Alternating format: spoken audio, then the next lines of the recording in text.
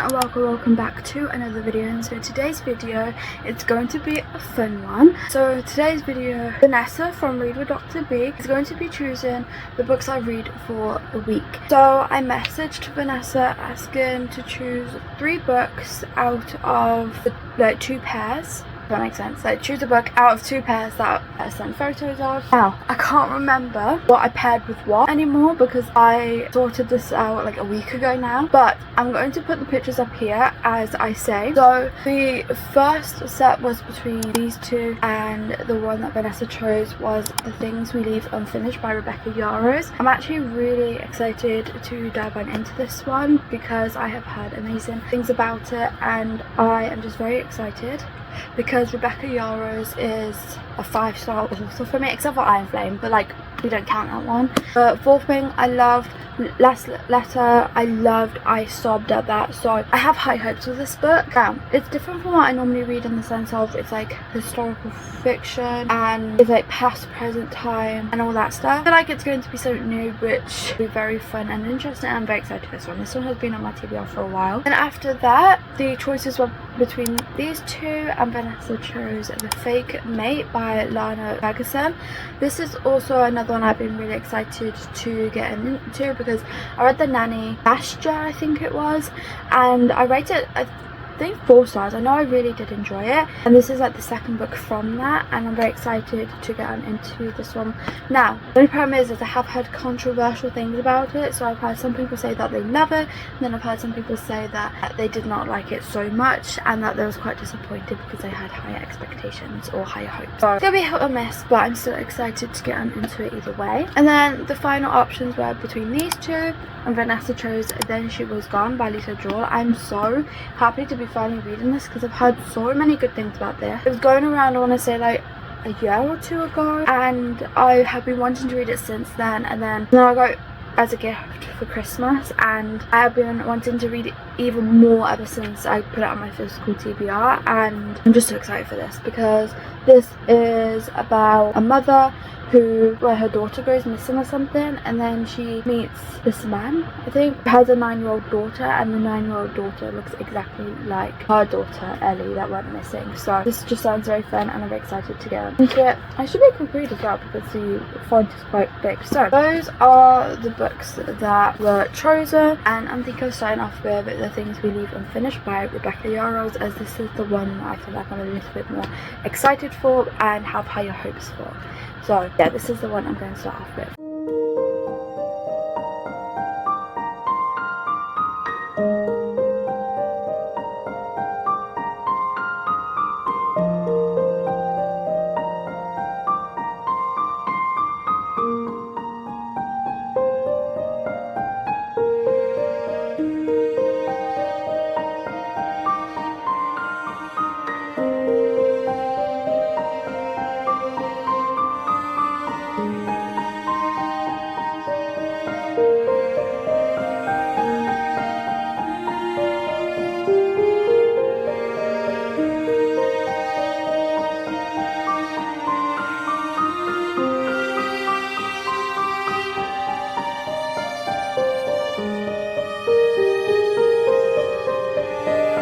So I finished The Things We Leave Unfinished by Rebecca Yarros, and this one I'm actually really disappointed by. I had high hopes for it. I ended up rating it 2.5 stars, which surprised me a lot because I kind of thought it would have been like a 4, maybe 5-star, like anywhere between there. So this really shocked me, but I think what it was I did love the storyline, and I thought the story was like beautiful, but I found it hard to read the grandmother's point of view. I don't know what it was, but I was just bored through that. But I think it's also because this is also classed as a historical fiction, and I'm not too big on historical fiction. There's some that I like or think that I'll like, but this one just obviously wasn't it. And also majority of it was so like dragged out, in my opinion. Like, I just felt like it was going on for ages, and I would say it's about 100 pages too long. There was parts that just weren't needed in my opinion. Now, I did like our main characters Georgia and Noah, but I just didn't really feel like much of a connection.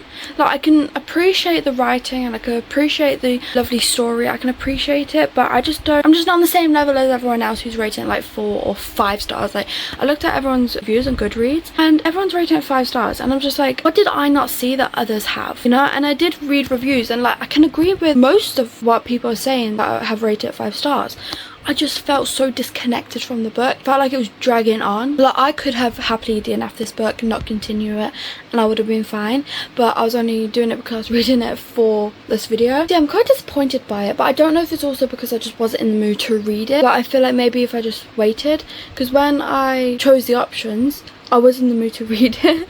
That happens a lot where I choose the options and I'm like, oh, actually I want to read this, and then don't. So I don't know, but that's that book. Next is going to be Fake Mate. But yeah, I'm disappointed that I didn't like it, but I'm not going to draw out Rebecca Yarros completely, because obviously Rebecca Yarros is a 50-50 author for me. I've had like two stars, 2 5 stars, so 50-50. Yeah, that's that book. Okay, so last night I actually started the Fake Mate and I got quite a bit into it. I got 264 pages in and I didn't do any updates because I was just enjoying it so much.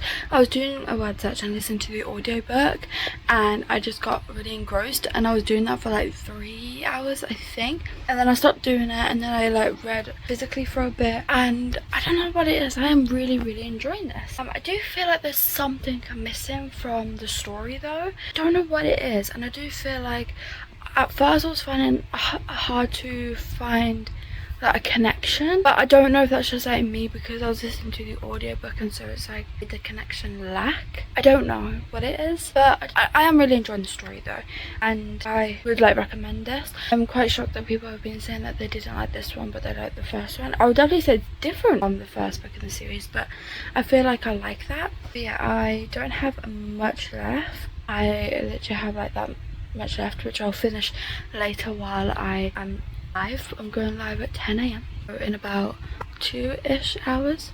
So yeah, I am excited to actually continue this because like I said, I am really enjoying this so far. Yeah, I will give you all an update once I have continued.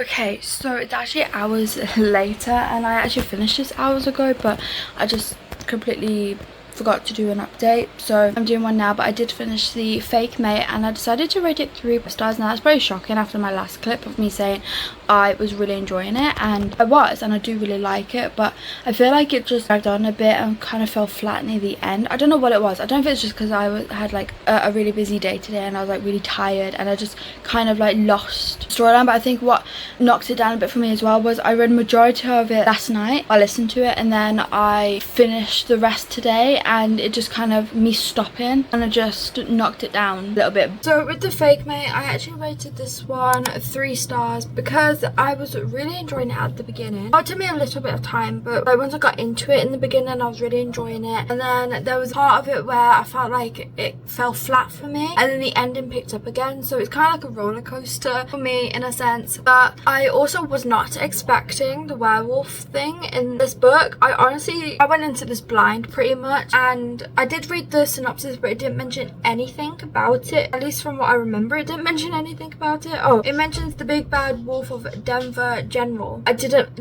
think it was literally a werewolf, but I didn't hate it. I actually really loved it, and I love the fact they both were werewolves. Most of the time, I don't know if this is a spoiler actually, but most of the time it's just the one character, most of the time it being the male. I just love the fact that it was both of them this time in this book, and I also think it's better to go into it blind in the sense of, because you might be surprised like me, but I've just kind of ruined it for you, so but I think it is a big preface. If you read the synopsis, it kind of does tell you on the back, so I don't think it is a spoiler. I just think I didn't do my research going on into it. I struggled to feel a connection between the characters. I don't know what it was. I don't know if it's because I was listening to it on audio while like I was doing my word search or so I don't know what it was, but I just couldn't feel that like romantic chemistry between them, and so obviously that was kind of like difficult for me. I don't know what it was. Also, the main male character, Noah, I wasn't really a big fan of him, to be honest, in the sense of I just felt like he was too jealous, like in a sense of she could like be talking to a male and he like thinks the worst, or you know, she could be doing anything and he just thinks the absolute worst. And I don't know, I don't know what it was. I just felt like he could be a bit over jealous, a bit overbearing sometimes in some situations that weren't needed. But I did enjoy this story altogether. Like I said, it was a roller coaster, so it took me a little bit of time, but I did enjoy the beginning and then it fell flat, and then the ending was really enjoyable again.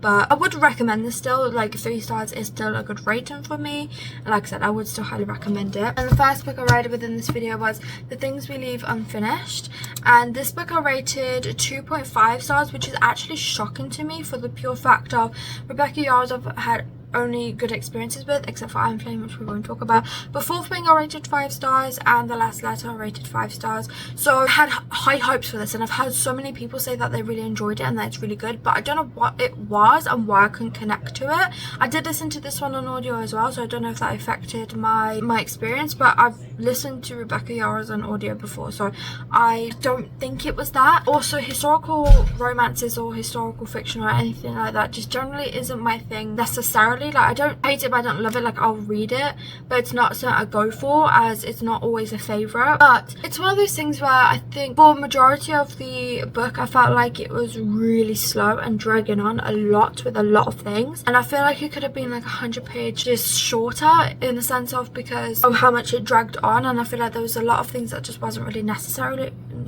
within this book.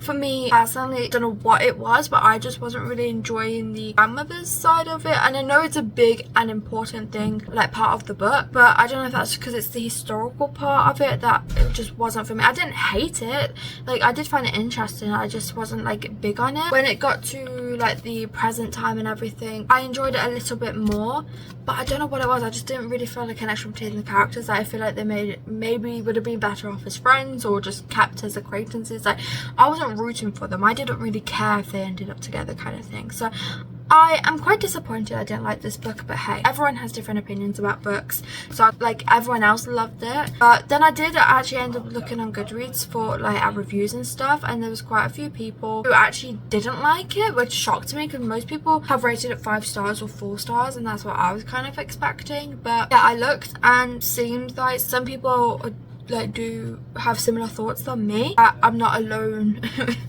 in the thoughts of this book. I did find myself bored through most of this book, and that's why it was a 2.5. At first I was thinking like a 3 star, but then when I really sat with my thoughts I was like, it's more of a 2.5, and that's what feels right.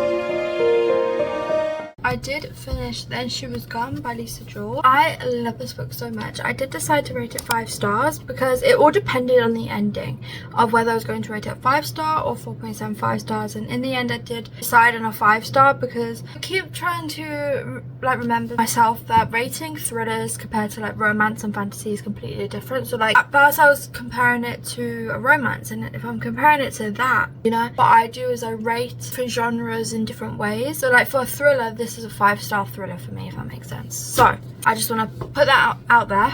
I absolutely love this book. I kind of guessed the twist when I say kind of, it's like I had the idea, I just didn't fully think, I didn't guess it all, if that makes sense. I kind of had an idea which I can't really explain because obviously I don't want to spoil anything, but I absolutely love this book. Either way, there was definitely some things that I wasn't expecting, like the actual ending I was not expecting anything like that. It was such an interesting read to me, and I would highly recommend it. And honestly, I'm surprised, I wish I read this sooner. Also, the fact that it's a Lisa Jewell book, this has made me more hopeful for Lisa Jewell books in the future, because Lisa Jewell was like a 50-50 author for me. So originally I think I was rating Lisa Jewell's books like 2 or 3 stars averagely, but I got a 5-star read, so like hit or miss author now.